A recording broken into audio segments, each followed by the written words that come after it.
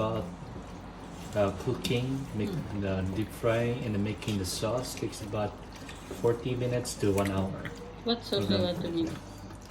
The sauce have the ingredients, but I think you won't like the some ingredients. Pepper to make it more spicy, but I think improvise make it more mild spicy. Maybe chili or teriyaki sauce. You must...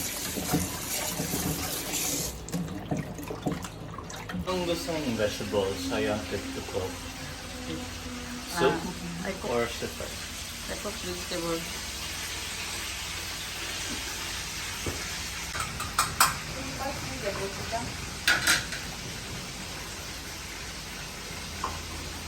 I cook vegetables, then I with abalone.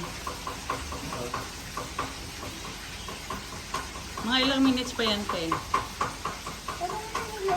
How many minutes more, Kuya?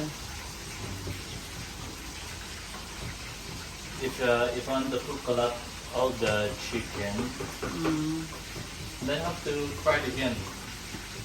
Oh. 30 minutes. What is the name of your menu today? The chken chong. The kinchong?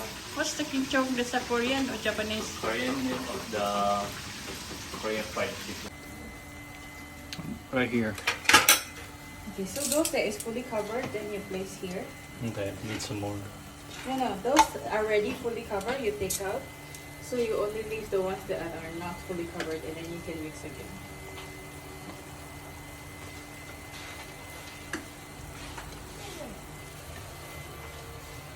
Wow. What do you put this? Korean fried chicken. Korean fried chicken. But there's a Korean word. But how do you prepare the table. how do you pronounce the 5? 6. Nandyan si Kuya Jeff. How do you pronounce the chicken? Oh, I don't know. There's a name over there. Ay, kulang tayo ng plato. Hindi, balik.